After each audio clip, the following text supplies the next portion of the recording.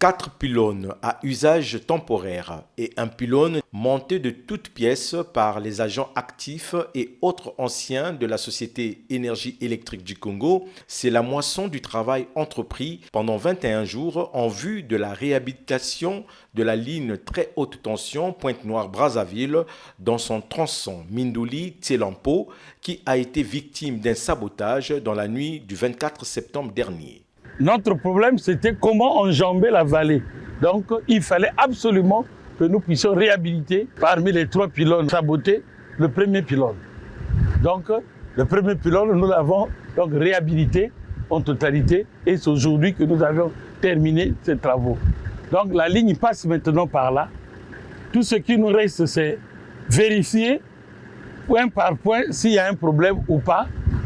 Et ensuite, nous allons demander à ceux de Pointe-Noire de renvoyer la tension. La réhabilitation étant effective, le directeur général de la Société Énergie électrique du Congo, qui a été présent de manière permanente pendant toute la période des travaux aux côtés de ses équipes, s'est aussitôt rendu au poste THT de Tselampo pour les essais avant la remise sur tension de cette ligne. Venait d'autoriser le responsable du poste de Tselampo de fermer la ligne Tselampo-Mindouli. Il a fermé le disjoncteur et nous pouvons dire que l'essai est concluant parce que ici, là, nous pouvons lire la tension de 115 kV. Ça veut dire que cette ligne est bel et bien alimentée jusqu'à Mindouli et de Mindouli jusqu'à Dima.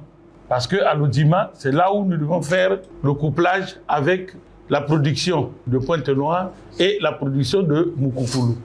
Une fois ce couplage-là réalisé, nous pouvons maintenant reprendre la charge au niveau de la ville de Brazzaville. Saisissant l'occasion, l'ingénieur Jean-Bruno Danga Adou, au nom de la société dont il a la charge de diriger, a présenté les excuses à l'ensemble des usagers de l'énergie électrique du Congo pour le désagrément créé à la faveur de cette période des travaux. Je sollicite l'indulgence des populations de Brazzaville qui ont été frappées par cette situation. Je les félicite par rapport à leur compréhension parce qu'ils nous ont soutenus aussi. Nous avons travaillé d'arrache-pied, nuit et jour. Vous voyez que c'est par rapport à cette heure, 21h38, que nous commençons à reprendre ce jour 20 octobre 2024 la charge. Donc ça n'a pas été facile. C'était très difficile, mais on a pu relever le défi. Une fois de plus, nos excuses pour ce désagrément, indépendamment de notre volonté.